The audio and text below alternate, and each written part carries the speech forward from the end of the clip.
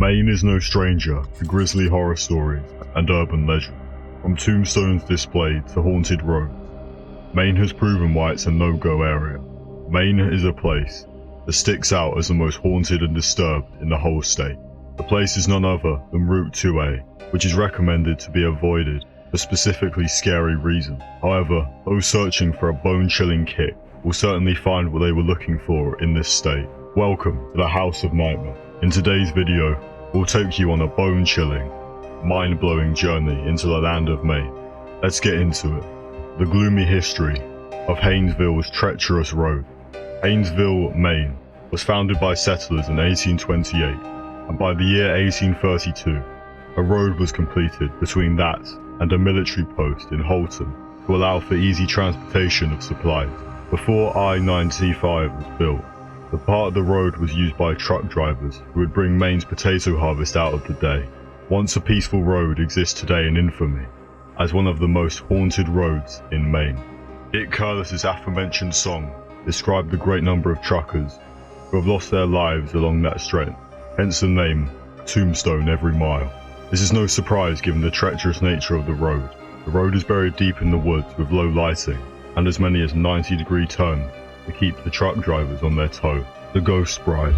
Granted that there are many haunted spots in Maine, the most haunted, as we spoke earlier about, is Route 2A in northern Maine, near the Haynesville Wood.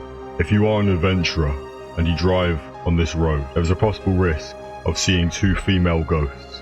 One of the most frequently told stories by locals is that the apparition of a young lady who either appears suddenly out of nowhere or is seen walking along the sides of the roads.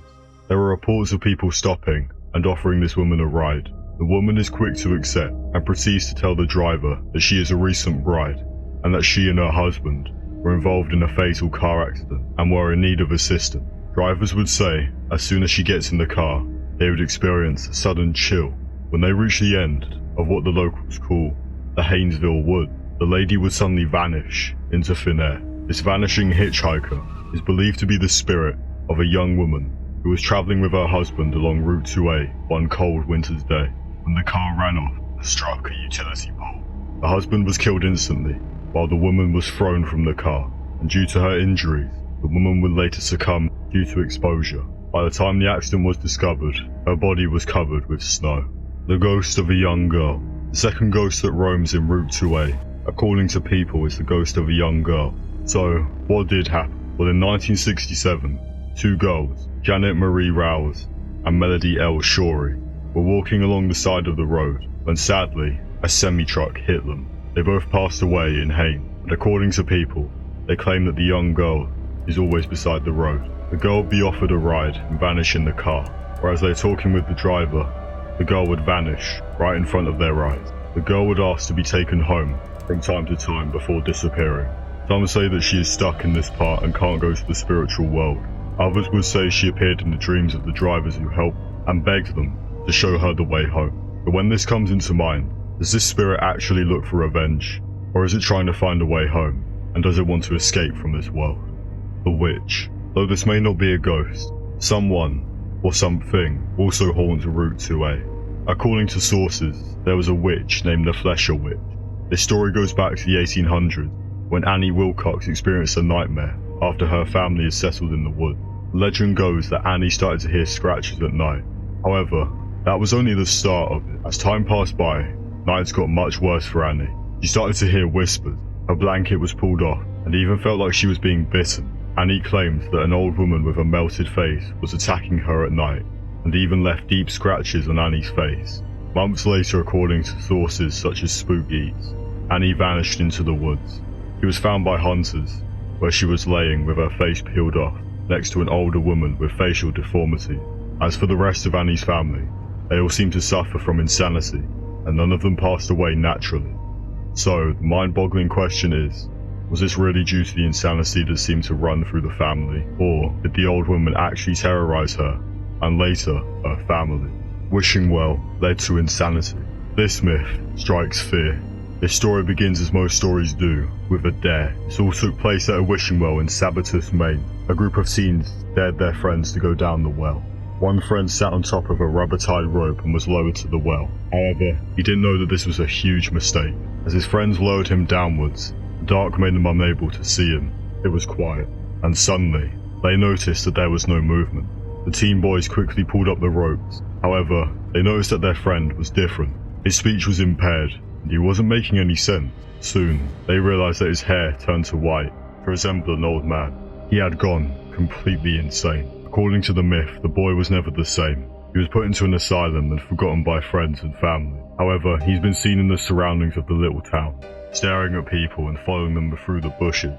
Most people can still hear the scream of a lost little boy, crying, begging for help. But whenever people try to get close by, he looks completely different. An old man with a dark soul and deep look that leaves people speechless for days, sometimes even weeks, like they're trapped in their own world, just like if their soul had been taken, or replaced with some dark spirit. Maine's 6 ghost towns. Maine, which has been inhabited for thousands of years, shouldn't come as a surprise when it has few ghost towns. Flagstaff is a town located in Somerset County. The town was named Flagstaff because of General Benedict Arnold. The town grew as people moved into the area in the logging industry, and at one point, it was the largest town in the area. However, in the 1940s, the area was evacuated when it was flooded to create a reservoir for a hydroelectric power station. Till today, some believe that the area experiences paranormal activity. However, the rumours might actually be true. Freeman Township is another ghost town which is located near Farmington, and in the 19th century, the town had everything. However, it began to decline in early 1900 and was disincorporated in 1973. Other than the building, the only thing that is left in this town is its cemetery. Madrid, which is close to the remnant of Flagstaff, Maine, was once booming thanks to the logging industry.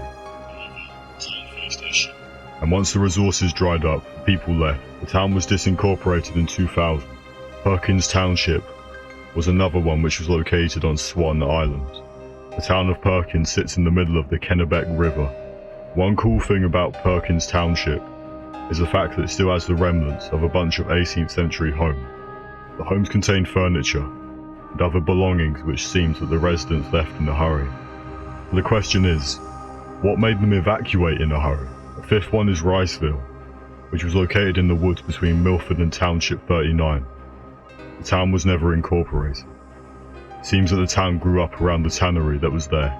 Sadly, it's unclear how the town ended.